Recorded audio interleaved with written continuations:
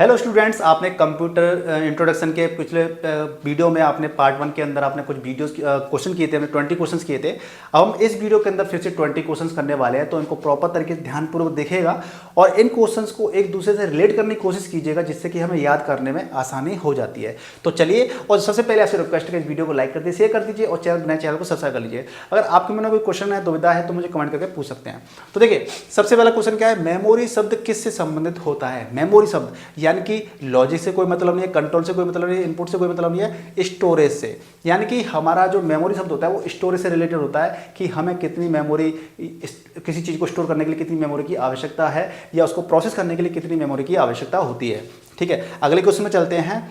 PC का अर्थ क्या होता है? पीसी बेसिकली क्या होता है?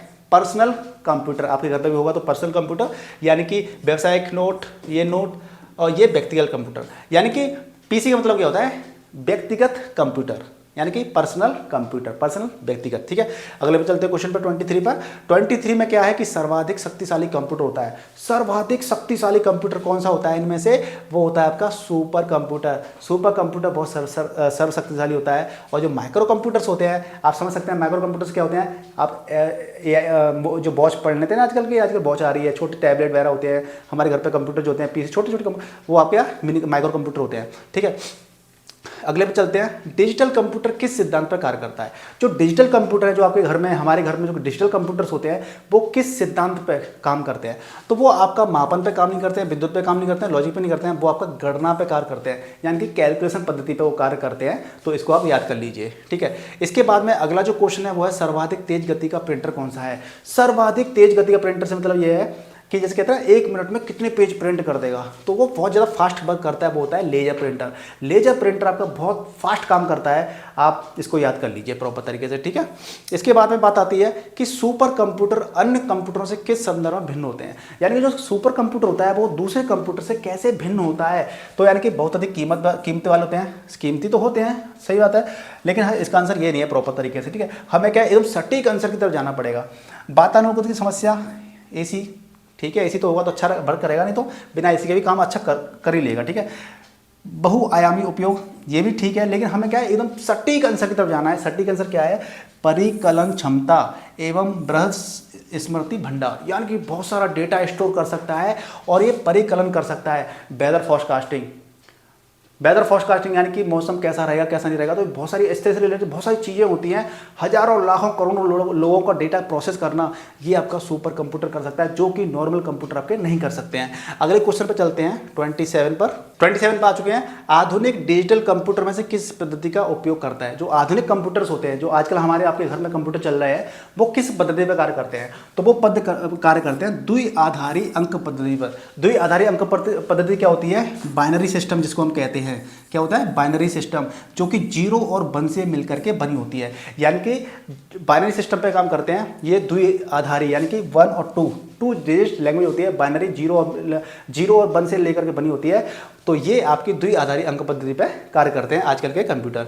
ठीक है, निम्नलिखित में से कौन सी वैज्ञानिक भाषा कंप्यूटर भाषा होती है? वैज्ञानिक भाषा कौन सी होती है? वैज्ञानिक, जिसमें वैज्ञानिक लोग चीज़ों को कैलकुलेशंस करते हैं, उस पर काम करते हैं, रिसर्च करते हैं, वो आपकी होती है फोर्ट्रॉन। ठीक है, फोर्ट्रॉन आपकी क्या है? आपकी वैज्ञानिक भाषा है, तो यहाँ पे वैज्ञानिक भाषा पूछी जा रही है इसलिए। और कोबोल आपकी क्या है? कोबोल आपकी है आपकी वाणिज्यिक भाषा, यानी कि बिजनेस रिलेटेड जो भी आपके काम किए जाते हैं वो आपके कोबोल के अंदर किए जाते हैं। तो आपका आंसर इसका क्वेश्चन का क्या है? फोर्ट्रॉन। ठीक है, अभी हम चलते हैं 29 क्वेश्चन पे। कंप्यूटर भाषा फोर्ट्रॉन किस क्षेत्र में उपयोग की जाती है? अभी आपका पिछला वाला क्वेश्चन क्या था? तो आपकी ये क्या होती है? विज्ञान के क्षेत्र में। जो वैज्ञानिक लोग काम करते हैं तो विज्ञान से रिलेटेड ये भाषा होती है। ठीक है, अगले पे हम चलते हैं। कोबोल भाषा किस क्षेत्र के लिए उपयोग होती है? मैंने अभी पिछले क्वेश्चन बताया था आपको कि कोबोल भाषा आपकी क्या होती है? व्यावसायिक कार्यों के लिए उपयोग में ली जाती है। ठीक है, इसके बाद हम चलते हैं 31 क्वेश्चन पर। कंप्यूटर में पासवर्ड सुरक्षा करती है। कंप्यूटर में पासवर्ड सुरक्षा क्या होती है भैया? इसके लिए देखो, हार्डवेयर पुराने पढ़ने से कोई मतलब नहीं है, ये भी गलत। सॉफ्टवेयर की त्रुटियों से कोई मतलब नहीं है। तंत्र के अनधिकृत अभिभवन से है। ठीक है, यानी कि हमारा आंसर क्या है? सी है। यानी कि हमारा तंत्र मतलब हमारा जो मशीन है उसको कोई अदर बंदा यूज ना कर ले, अनधिकृत मतलब कोई हमारे सिस्टम को यूज ना करे, इसलिए पासवर्ड का इस्तेमाल किया जाता है। ठीक है, इसके बाद हम चलते हैं 32 क्वेश्चन पे। फोर्ट्रॉन, एल्गोल, पास्कल आदि भाषाओं को सिखाने के लिए किस भाषा की नींव का पत्थर कहा जाता है? यानी कि जब आप इन लैंग्वेज को सीखने के लिए, ये लैंग्वेज कैसी लैंग्वेज थी, ये काफ़ी टिपिकल लैंग्वेज थी, काफ़ी हार्ड लैंग्वेज थी, इसको सीखना हर किसी के बस की बात नहीं थी। यानी कि साइंटिस्ट लोग यूज़ कर रहे हैं, बड़े बड़े लोग यूज़ कर रहे हैं इन लैंग्वेज को, तो एक नॉर्मल एक कॉमन इंसान कैसे यूज़ कर सकता है? तो इनको सीखने के लिए किस लैंग्वेज की आवश्यकता पड़ी थी? तो एक सिंपल लैंग्वेज बनाई गई थी जो कि थी बेसिक। इससे क्या था कि कोई भी एक नॉर्मल इंसान है बेसिक सीखेगा और बेसिक सीखने के बाद में वो इन चीज़ों को बड़ी आसानी से फिर सीख सकता है। ठीक है, तो इसका आंसर क्या है? बेसिक। चलते हैं अगले क्वेश्चन पे। जटिल वैज्ञानिक गणनाओं के लिए प्रयोग किया जाता है। जो जटिल वैज्ञानिक गणनाएं करनी है अगर हमें, तो कौन सी लैंग्वेज यूज की जाती है? फोर्ट्रॉन। मैंने बताया ना आपको कि इस लैंग्वेज को वैज्ञानिक लोग यूज करते हैं, विज्ञान क्षेत्र में यूज होती है, और जटिल गणनाएं करनी है तो आप फोर्ट्रॉन के अंदर ही आप जटिल गणनाएं करेंगे, क्योंकि वो बहुत बड़ी बड़ी गणनाएं होती हैं जो वैज्ञानिक लोग करते हैं, तो वो फोर्ट्रॉन के अंदर होती है। इसके बाद हम अगले क्वेश्चन में चलते हैं। बेसिक भाषा का प्रयोग निम्न में से किस कार्य के लिए किया जाता है? जो बेसिक भाषा थी उसका किस काम के लिए किया जाता है? वाणिज्यिक कार्यों के लिए फोर्ट्रॉन की जाती है, ठीक है ना, कोबोल की जाती है। वैज्ञानिक कार्यों के लिए फोर्ट्रॉन की जाती है, तो ये भी गलत है। बच्चों को सिखाने थी, यानी कि बच्चों के लिए थोड़ी नहीं होती है, हर किसी के लिए होती है ना। तो प्रारंभ में सरल भाषा को सिखाने हेतु प्रारंभ में बेसिक भाषा सीख करके हम फिर बड़ी बड़ी लैंग्वेज को सीख सकते हैं। इसलिए हमारे इस क्वेश्चन का आंसर क्या है? डी है, कि स्टार्टिंग में सरल भाषा को सिखा करके फिर बड़ी बड़ी लैंग्वेज को सीखने के लिए आसानी हो जाती है। तो हमारा आंसर डी है इसका। ठीक है, इसके बाद हम चलते हैं अगले क्वेश्चन पे। वो है भाषा जिसे कंप्यूटर समझता है वह निष्पादित कर देता है कहलाती है। देखो, जिस भाषा को कंप्यूटर समझता है, हम बात कर रहे हैं हिंदी में, तो आप मेरी भाषा को समझ रहे हैं हिंदी में, लेकिन कंप्यूटर किस भाषा में समझता है ये बात कर लेते हैं। कंप्यूटर आपकी अमेरिकन भाषा को नहीं समझता है, गुप्त पुच्छल भाषा को नहीं समझता है। इसका अभी कोई मतलब नहीं है, क्योंकि हमारा आंसर क्या है? मशीनी भाषा को। कंप्यूटर हमारी मशीनी भाषा को समझता है। जैसे कि बाइनरी फॉर्म मैंने बोला ना, दो आधारी पिछले क्वेश्चन में बताया था, तो 0-1 की भाषा को कंप्यूटर समझता है। 0-1 के अंदर आपके जो भी कुछ आप देते हैं, लिखते हैं, सीखते हैं, समझते हैं, कंप्यूटर जो भी इनपुट देते हैं वो आपका बाइनरी फॉर्म में जाता है और उसको मशीन भाषा के अंदर कन्वर्ट किया जाता है, तो वो मशीनरी भाषा को समझता है। सीधी बात, आप ये फिलहाल ये आप समझ लीजिए, ज़्यादा डिटेल में नहीं जा रहे हम लोग, क्योंकि हमें क्या है, बेसिक लेवल पे हमें क्वेश्चन को अटेम्प्ट करना है और हमारे क्वेश्चन इसी से फंस जाएंगे। ठीक है, इसके बाद हम चलते हैं अगले क्वेश्चन पे। कंप्यूटर भाषा जावा के आविष्कारक कौन थे? यानी कि जो कंप्यूटर भाषा जावा है, जैसे फोर्ट्रॉन, कोबोल, पास्कल, बेसिक, सी लैंग्वेज, C++, इसी तरीके से जो जावा लैंग्वेज थी, इसका आविष्कार किसने किया था? इसका आविष्कार किया था सन माइक्रो सिस्टम्स ने। सन माइक्रो सिस्टम ने इस लैंग्वेज को आविष्कार किया था, लेकिन बाद में इसको किसने बाई कर लिया था? इस कंपनी को किसने बाई कर लिया था? मुझे कमेंट करके बताइएगा।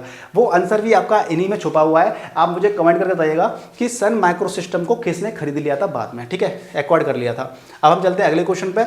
अधिकतर कंप्यूटर समझ सकता है, जो कंप्यूटर होता है वो अधिकतर कौन सी भाषा समझ सकता है? क्या समझ सकता है?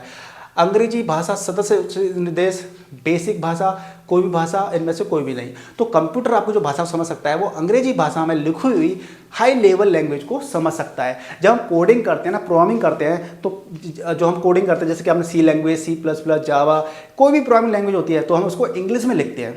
ठीक है, हम इंग्लिश में लिखते हैं उस कोड हम क्या करते हैं? इंग्लिश में लिखते हैं, और वो कोड आपका किस में कन्वर्ट होता है? हाई लेवल लैंग्वेज में। यानी कि जो कंप्यूटर हमारी भाषा को समझता है वो क्या होता है? हाई लेवल और लो लेवल, दो तरह की भाषाएं होती हैं।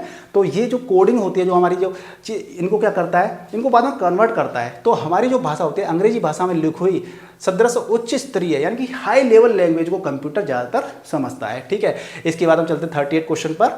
और कैड का तात्पर्य क्या होता है? कैड, ठीक है, ये क्या होता है आपका? इनमें से आप देख लीजिए, मैं बता देता हूं आपको कि कंप्यूटर एडेड डिजाइन।